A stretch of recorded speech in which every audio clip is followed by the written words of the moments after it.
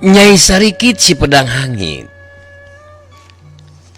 harita gancang nyambungan karena caritanana si Banteng Wulung.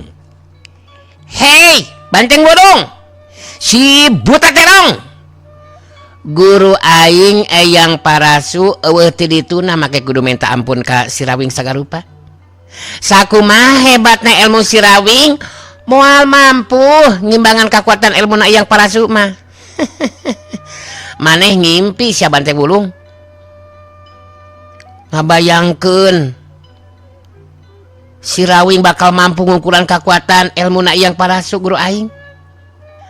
Aing geus bisa mastikeun mun Sirawing aya di dieu, ayeuna manehna geus deku sujud di hareupeun guru aing. Nyai sarikit teu kebat nyaritana ngadadak langsung eureun kayan disabudureun eta patempatan ngadadak jadi sepi tayan nu cumarita. Sakabeh nu aya di dinya Rasanti jeung anu sejen narangtung teu beda ti patung. Panon pada melong kosong bangun anu pada kabur pangacian. Geusina kaayaan pada teu sadar geus teu merhatikeun kaayaan anu mangsung di eta patempatan. Iwal ti eyang parasu anu teu kapangaruhan ku eta kaayaan. Eyang parasu jadi kaget ningali ayana parobahan anu ngaradak seperti kitu. Eyang parasu ngaranju kaget, rada ngageter oge. Waktu ningali aya jalma anu teu kanyahoan irada tangna geus nangtung di hareupeunana. Eyang parasu da puguh anyar pinanggih can nyahoeun mun eta jalma anu nangtung di hareupeunana teh Sirawing. Eyang parasu harita gancang tumanya. Geuning silaing durang dulading geuning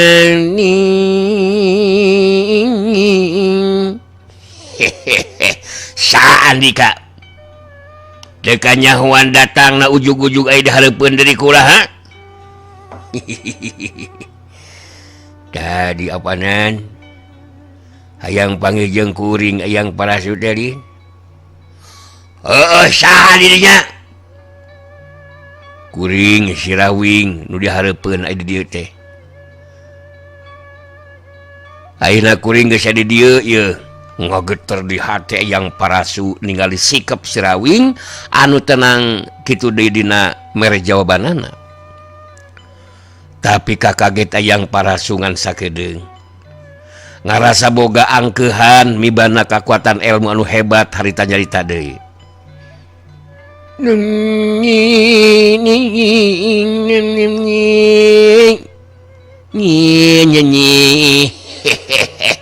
Jadi Andika nu disebut Sirawing teh.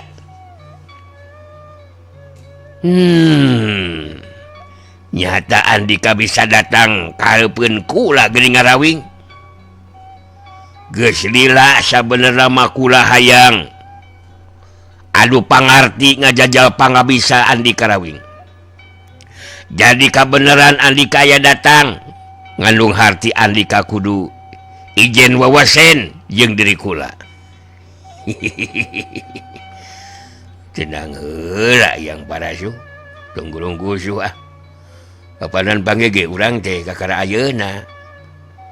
Jeung nade hayang naon pangna nantang ijen wawasen ka kuring teh.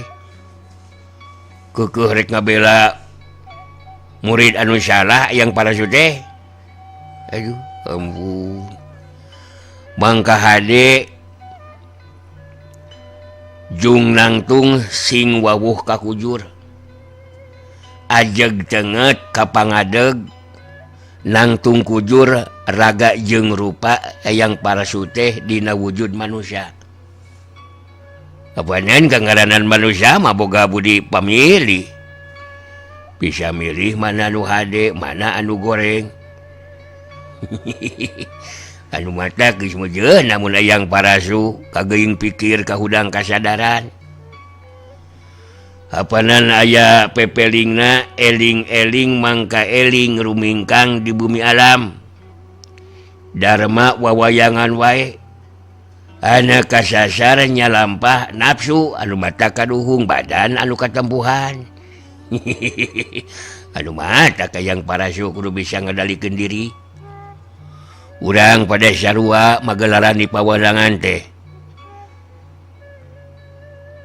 ahli ciptaan nu maha tunggal.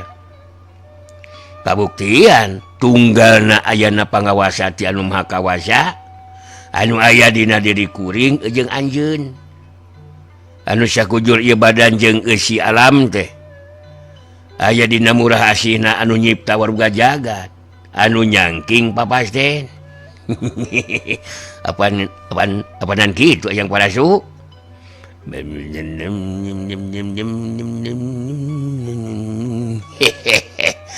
andika tu kudu mapatahan sagarupa kaliri kula rawing. Kula lain hayang paguneman nyalitakeun masalah anu kitu patut rawing. Kangaranan ijen wawasen mah lain ku caritaan deuleu euy, tapi ku kanyataan. Jadi mun Andika memang boga kemampuan diri, buktikeun ajen wawasen Andika rawing.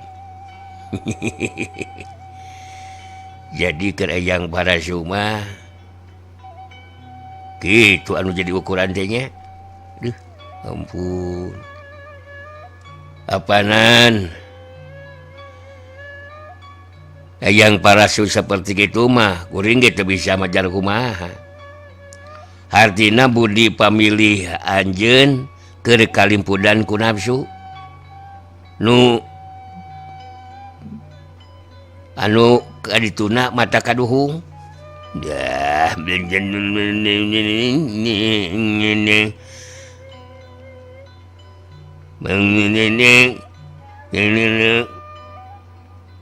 kula gara-gara Andika rawing jadi ponok ngahalangna kula. Urang mimitian izin wawasin sila geus siap rawing. Duh, nah bari keukeuh wae kudu anu wawasin. Dadah rawing. Hayang parasu muka cekelan leungeun katuhuna kana iteu kideungna. Kayan iteu kideung ponok anu eyang parasu siga anu bisa gerak sorangan. Harita langsung ngablesat nyurubuk muru kana tangtungan badan si rawing. Belesat serubuk wush. Sedengkeun kaayaan si rawing tetep dina tangtunganana tegedag saeutik-eutik acan. Iteu kideung eyang parasu anu ngabelasat nyurubuk rek ngarah kana dadana si rawing dina jarak sajengka deui. Iteu kideung rek nembus kana dada kencana si rawing ngadadak eta iteu kideung teh jadi eureun terus muter malih ka tukang. Geus kitu ngabelasat nyurubuk balik deui kana cekelan dengan katuna eyang parasu. Belasat suruk raneg muter belasat suruk. Itu hideung balik deui ka eyang parasu. Jadi aya dina cekelan dengan katuhna deui. Eyang parasu kerung puguh kageteun sabab bisa kabandungan ku eyang parasu. Kayaan si rawing anu teu ngalakukeun gerakan naon-naon tapi iteu kideungna kalakah balik deui ka nu bogana. Eyang parasu jadi penasaran harita musirkeun kakuatan talaga lapisan jeung kakuatan batina kana iteu kideung anu dicekel ku leungeun katuhuna. Katinggali leungeun katuh eyang parasu ngageleter. Sanggeusna musirkeun kakuatan talaga lapisan jeung kakuatan batina kana iteu kideungna. Harita eyang parasu terus nyarita.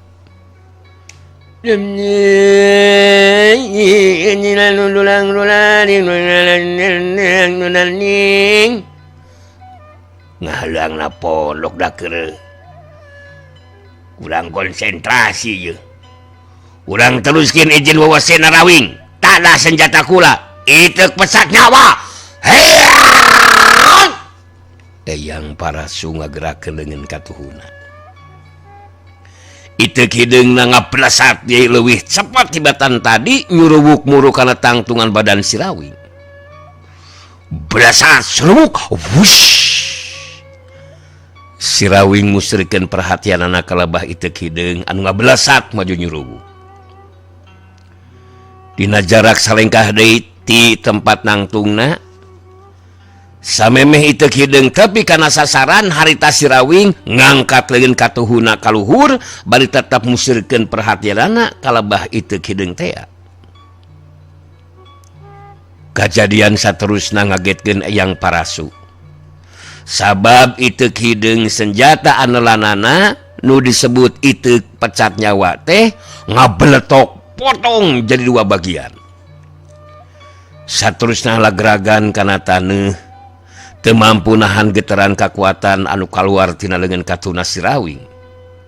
Terus ngahantem kana itek pecat nyawa blesat serubuk terdekes blacok des. Itek pecat nyawa anu potong jadi 2 bagian lagragan kana taneuh. Eyang Parasu jeung bari ngahuleng kageteun ningali senjata anelanana itek pecat nyawa anu geus dieusi ku kakuatan talaga lapisan jeung kakuatan batina bisa potong jadi 2 bagian. Saukur ku gerakan Sirawing anu ngangkat leungeun katuhuna ka luhur. Eyang Parasu musyrikeun paneutepna kanu jai lawan bari ngupatina jero hatena. Sirawing nyata mibanda kakuatan ilmu anu susah ditebak yang diukur ku aing. Ningali kana ieu kanyataan mah Sirawing memang ling lawan anu enteng ieu. Aing jadi beuki panasaran. Asa piraku aing teu mampu ngukulan ijen pangartina Sirawing. Kudu ngagunakeun panarajang jarak jauh ieu mah ieu.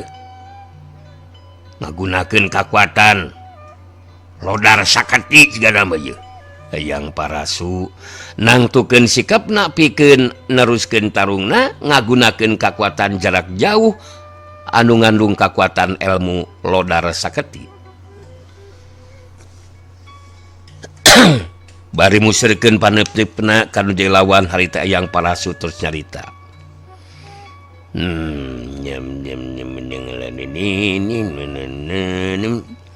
Geus cukup sakitu we ngahareangna euy. Rawing.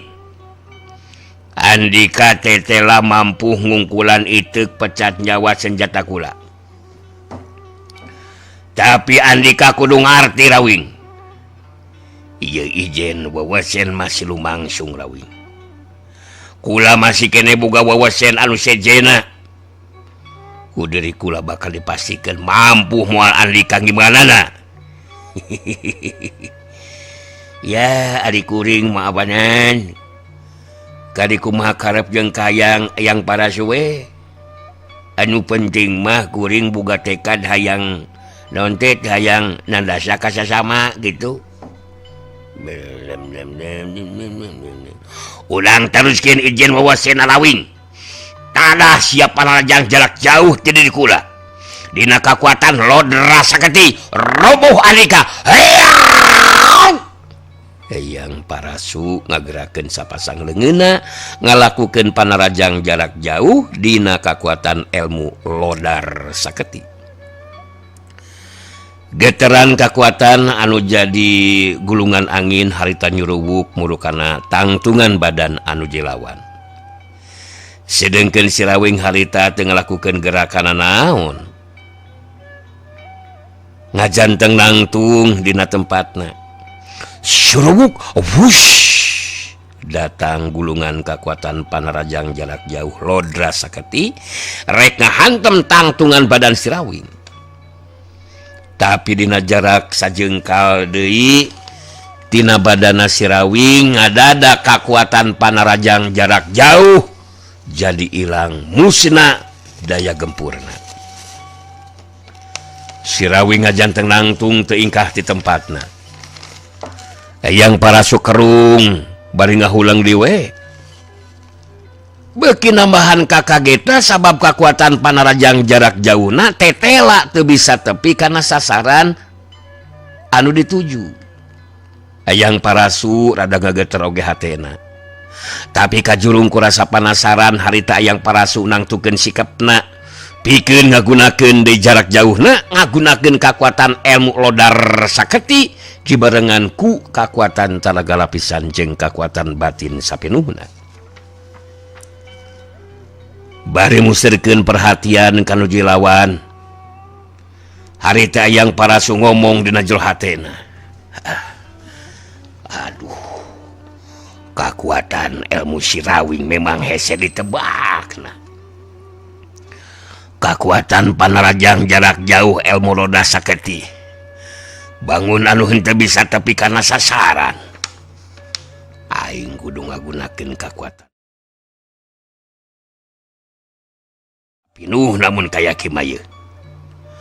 Mun masih kena bisa diimbangan ku Sirawing, aing kapaksa kudu ngagunakeun ilmu simpenan. Nyata ngagunakeun kakuatan aci dineng. Hayang Parasu geus musirkeun deui kakuatan talaga kalapisanana.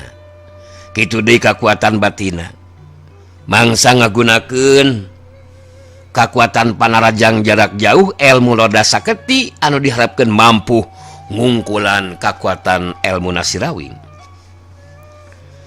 Hayang Parasu anu geus saga diri pikeun ngalakukeun panarajang jarak jauhna. Harita nyarita ka Sirawing.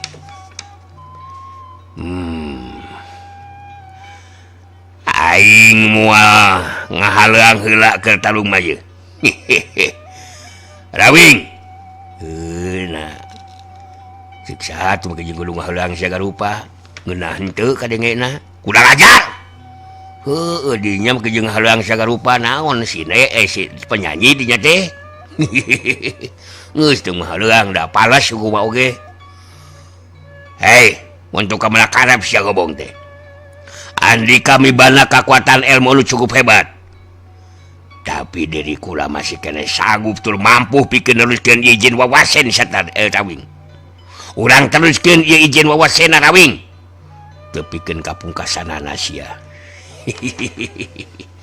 Sun. Mangga teu langkung eta mah ngiringan we, ai kuring mah gitu.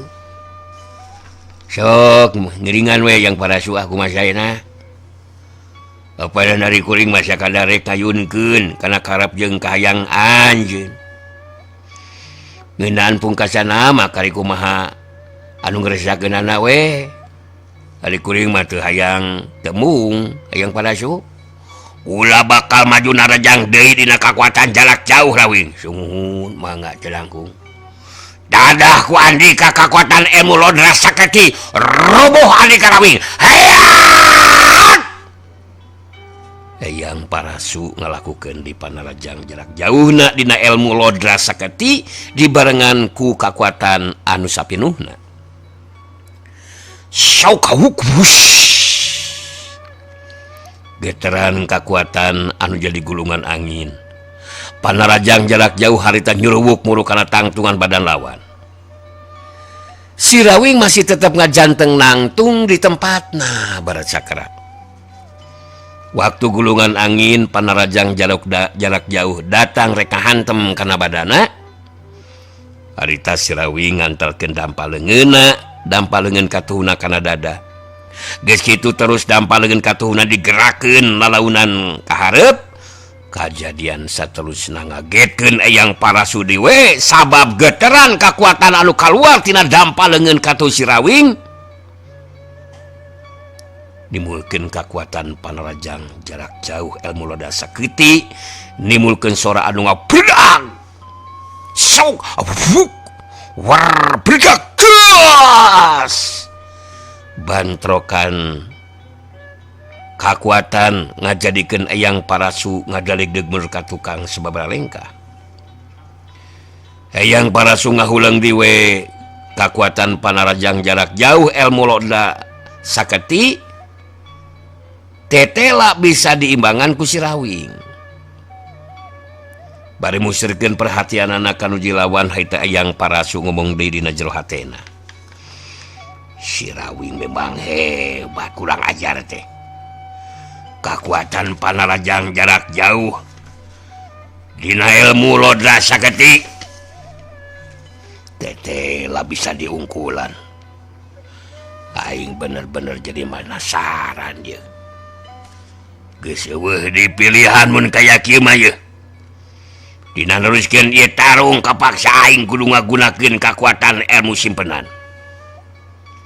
Pikeun ngungkulan Sirawing aing kudu ngagunakeun kakuatan Aji Dineng mun kaya kieu mah ye. Sirawing moal mampu ngimbanganana kakuatan Aji Dineng. Hayang Parasu akhirna nangtukeun sikapna pikeun ngagunakeun kakuatan ilmu simpenanana nu disebut Aji Dineng. Dirina ngagunakeun eta ilmu mangka anu jelawan bakal ningali jirimna jadi ngajangkungan jeung ngagedean. Jangkungna satangtu badana pangawakan ge ngagedean teu beda ti buta pangsisina mun dina pabayangan mah. Hayang Parasu nyidakepkeun sapasang leungeunna saterusna peureum bari ngarapal mantra. Sedengkeun Sirawing ngan saukur merhatikeun kaayaan anu jelawan. Sanggeusna beres ngarapal mantrana harita Hayang Parasu nyah beunta saterusna Cibarung jeung seuri sorana ngageleter bangun anu ngeuneurkeun sabudeureun eta patempatan.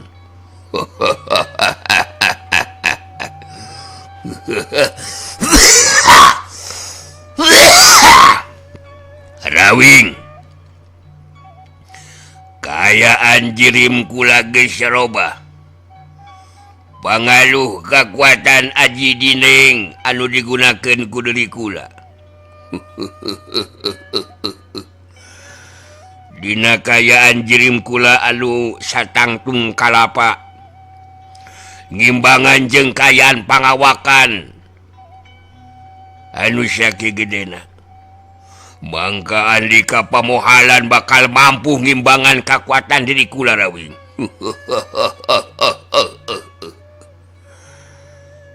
Sirawing sikapna tetap tenang. Bangun anu teu kaget ningali parobahan jirim lawan.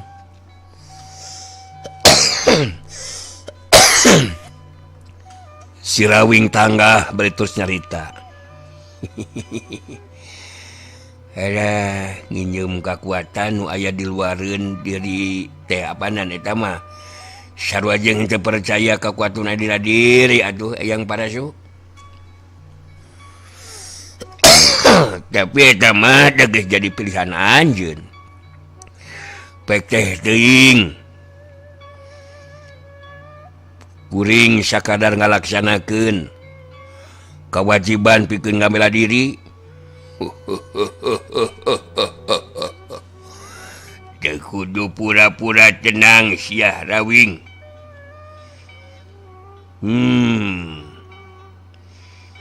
Andika ayeuna bakal rubuh sia. Atawa dipites-piteskeun dengan jeung suku Andika. Sakali ngabajak Andika bakal pajet sia Rawing. Lek kumaha ayeuna ketak Andika Rawing. Hayang Parasu leungeun katuhuna nyolodor ka hareup rek newak cangkeng Sirawing terus dibalangkeun. Tapi Hayang Parasu jadi kageteun sabab sapasang suku Sirawing siga anu ngahiji jeung taneuh jeung berat kacida diangkat teu bisa ugat-ugat acan.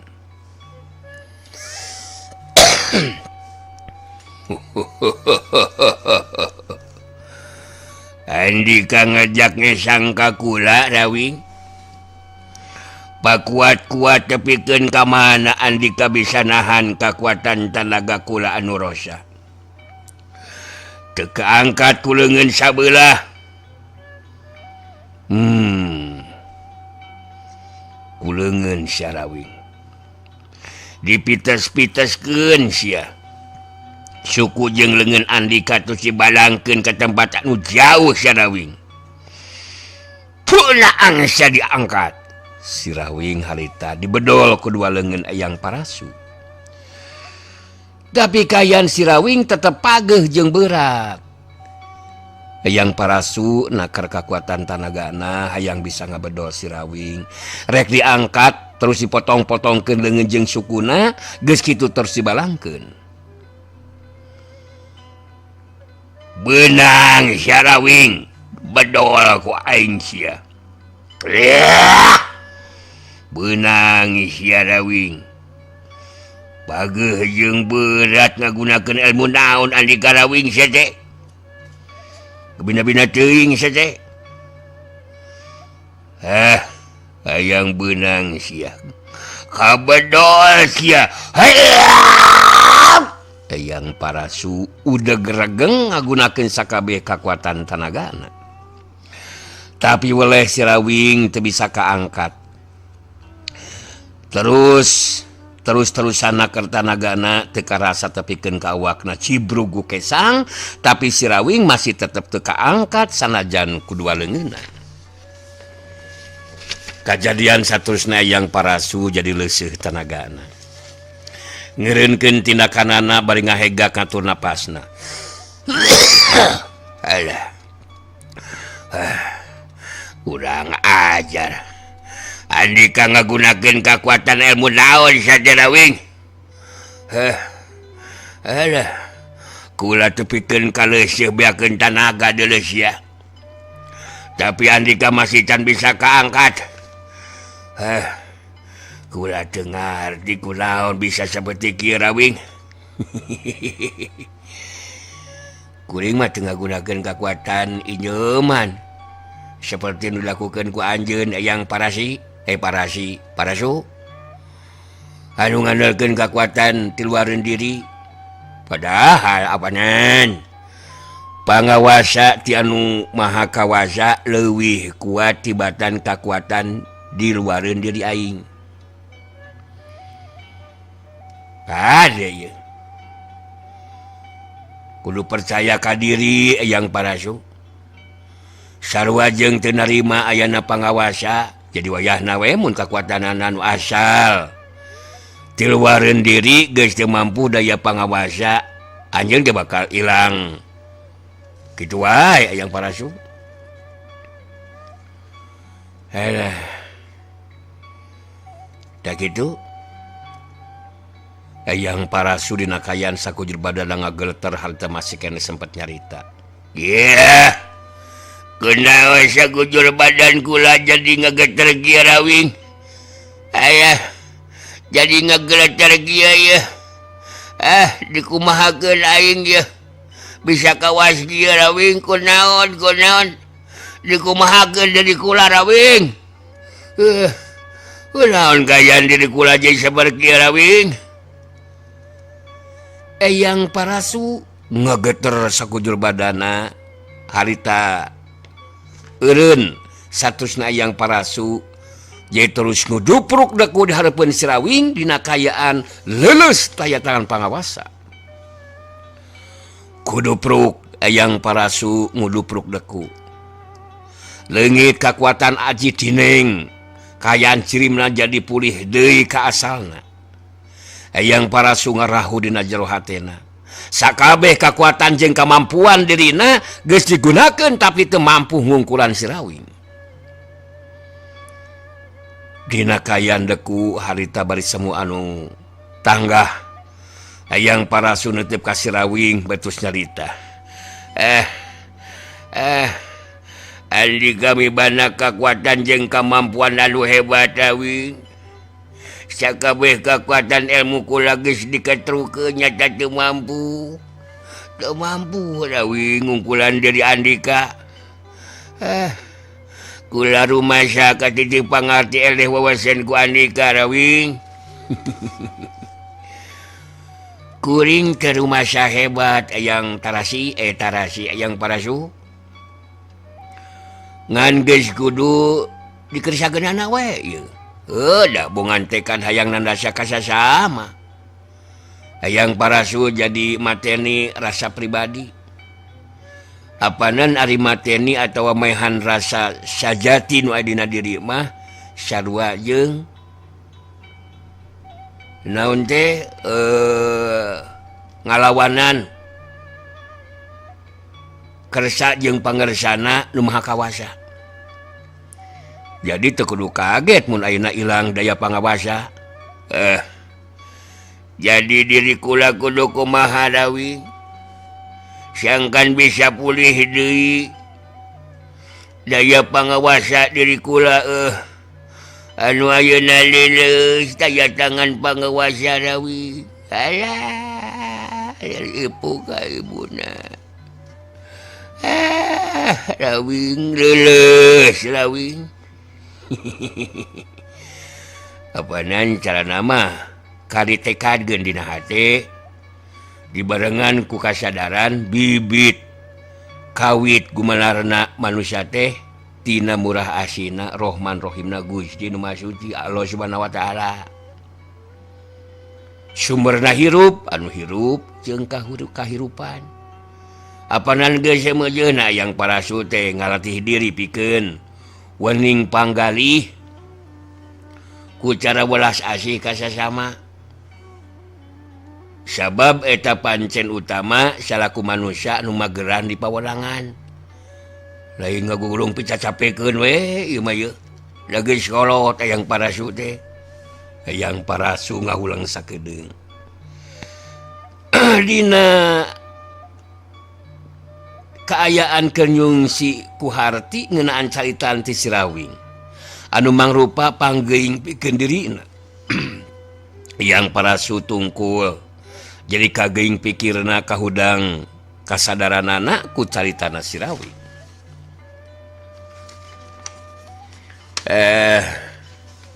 Rawing gula rumah salah lampah Rawing. Ngabela murid anu salah lampah.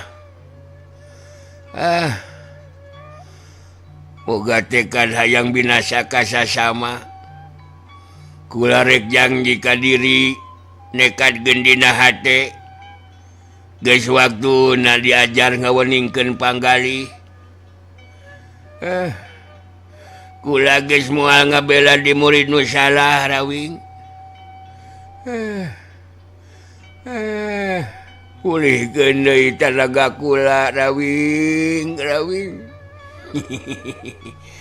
Nya ari hayang parasu geus kageuing pikir kahudang kasadaran mah sarta boga rasa rumasa jeung tumarima lantaran ngarasa jadi manusia. Apanan eta kaayaan teh bakal bisa mulihkeun deui daya pangawasana yang parasu. Waras waluya ku kersana yang parasu. Meh bareng jeung eureuna si Rawing nyarita harita yang parasu jadi pulih deui tanagana. Hayang parasu cengkat nangtung neuteup ka si Rawing betus nyarita. Alah bangga pikeun diri kula Rawing. Sabab bisa tepung jeung jang Rawing. Kula rumasa geus ngalakukeun tindakan nu salah. Ayeuna diri kula geus kageuing ieu pikir. Kula bakal menta dihampura kanu tadi ijen jajaten jeung diri kula. Apanan memang sakuluna kitu. Dari rumah salama kudu menta dihampura yang parasu. Tapi wayahna ilmu panemus daya gaib nu digunakeun ku yang parasu. Pikeun datang ka ieu kampung kahuripan geus moal bisa digunakeun deui. Terus titip Rasanti anak kuring. Bisi akhir barending supagi datang anjang sono ka padumukan eyang parasu. Sabab Rasanti teh tetesing getih kuring eyang parasu. Saterusna teh kudu ngarasa era wayana kajadian di antara urang.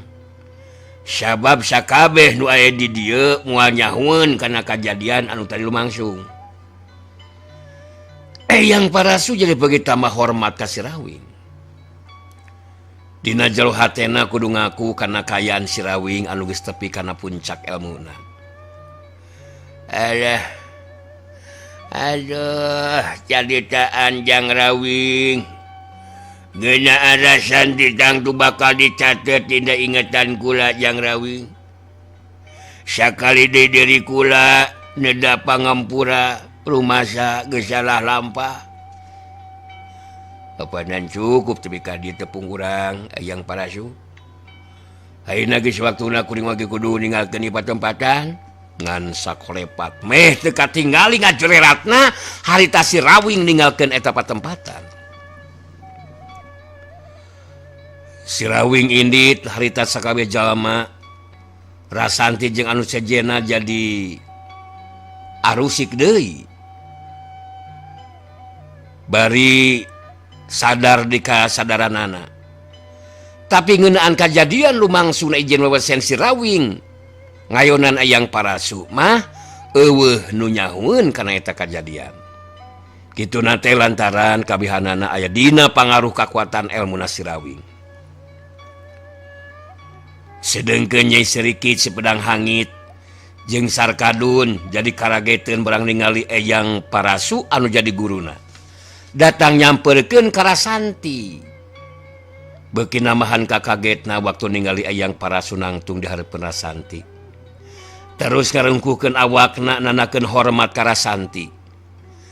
Harita Nyai Serikit jeung Sarkadun kalerung bari ngahulang dangkeun eyang parasu harita neuteub ka Rasanti bari tos nyarita alah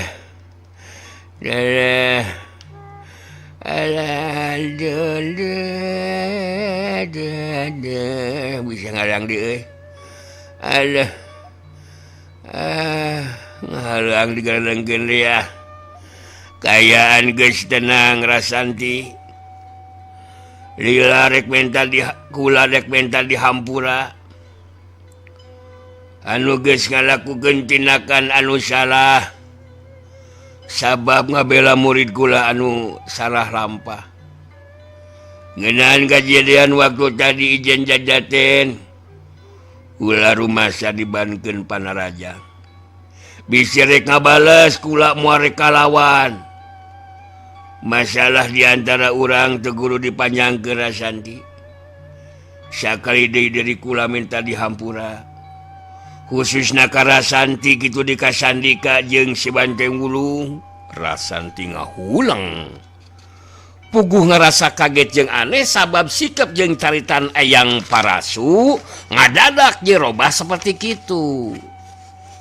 Rasanti malas titipan eyang parasu beritus nyarita Ke kunaon sikap eyang parasu jadi robah seperti kieu geuningan kuring jadi bingung jeung rada teu ngarti ieu teh bet make minta dihampura sagarupa malah masalah teh geus teu kudu dipanjangkeun deui kumaha bisa robah seperti kieu geuning eyang parasu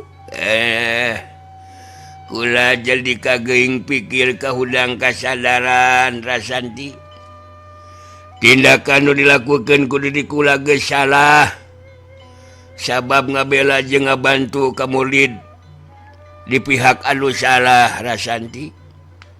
Aduh kula ayeuna wajar jeung sakuduna munendeun rasa hormat ka Rasanti anakna si Rawing.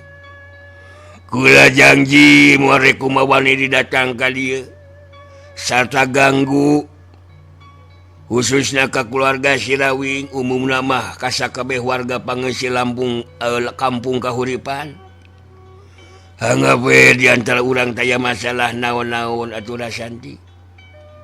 Saupama Rasanti isuk pageto rek anjang sono ka padubukan kula tangtu moal disaha-saha Rasanti. Sandika nu geus datang nyamperkeun harita waktosna seep.